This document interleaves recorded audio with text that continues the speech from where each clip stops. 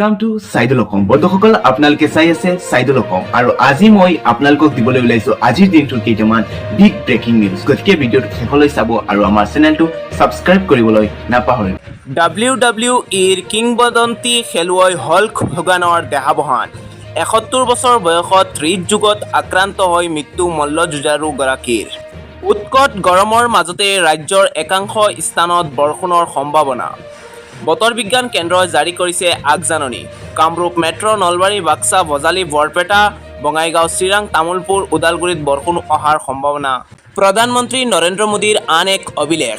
ইন্দিৰা গান্ধীক অতিক্ৰম কৰি দীৰ্ঘকালীন কাৰ্যকালত থকা ভাৰতৰ দ্বিতীয়গৰাকী প্ৰধানমন্ত্ৰীৰূপে পৰিগণিত হ'ল প্ৰধানমন্ত্ৰী নৰেন্দ্ৰ মোদী। পৰ্যাপ্ত বৰষুণ নহ'লে আনুষ্ঠানিক খৰাং ঘোষণা কৰা হ'ব।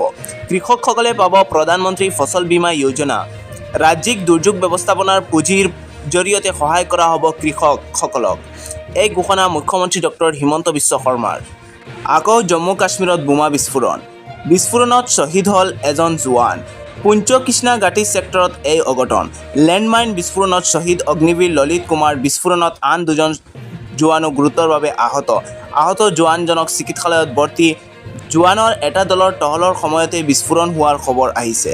ইফালে আহি পৰিছে মন্ত্ৰী অতুল বৰাৰ মন্তব্য।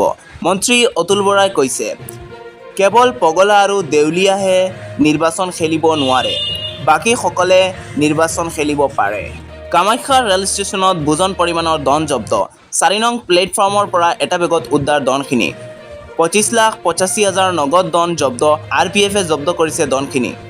গৰাকীবিহীন বেগটোত কোনে আনিছিল ধনখিনি তাকে লৈ ৰহস্য।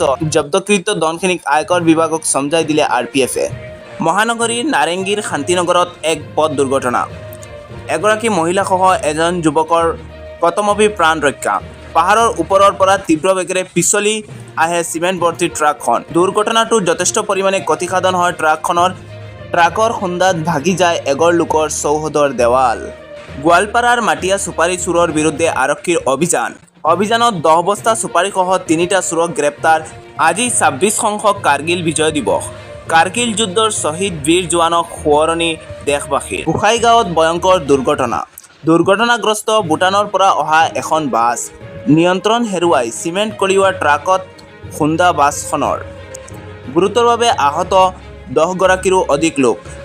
আহতসকলৰ ভিতৰত আছে কেইবাগৰাকী ছাত্ৰ-ছাত্ৰী। গুৰুফুলত সংঘটিত হৈছে এই ঘটনা। বৰপেটাৰ সৰ্বৰাহী ব্যক্তি মনমোহন কাকতিৰ দেহাৱসান। GMCHত ৭৫ বছৰ বয়সতে মৃত্যু হয় মোহন কাকতিৰ। জলসিঞ্চন বিভাগৰ জ্যেষ্ঠ সহায়ক হিচাপে অৱসৰ লৈছিল কাকতিয়ে। মৃত্যুৰ সময়ত পত্নী, পুত্ৰ আৰু 2গৰাকী কন্যাক এৰি থৈ যায় কাকতিয়ে। BTC নিৰ্বাচনৰ পূৰ্বেই বিজেপিত মোক্ষম আঘাত। বিজেপি ত্যাগ কৰি BPFলৈ শিৱনাথ ব্ৰহ্ম কোকৰাঝাৰ জিলা বিজেপিৰ প্ৰাক্তন সভাপতি। বিশ্বৰ সবাতোকৈ জনপ্ৰিয় নেতা প্ৰধানমন্ত্ৰী নৰেন্দ্ৰ মোদী। দ্বিতীয় স্থানত আছে দক্ষিণ কোৰিয়াৰ ৰাষ্ট্ৰপতি লী জে-মিয়ুং।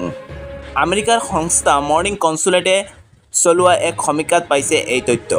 তেন্তে বন্ধুসকল, আজিৰ বিগ ব্ৰেকিং নিউজ এইকেইটাই। যদি ভিডিঅ'টো ভাল লাগে তেনেহ'লে এটাকৈ লাইক কৰিব আৰু আমাৰ চেনেলটো ছাবস্ক্ৰাইব আৰু ফ'ল' কৰিব। ধন্যবাদ।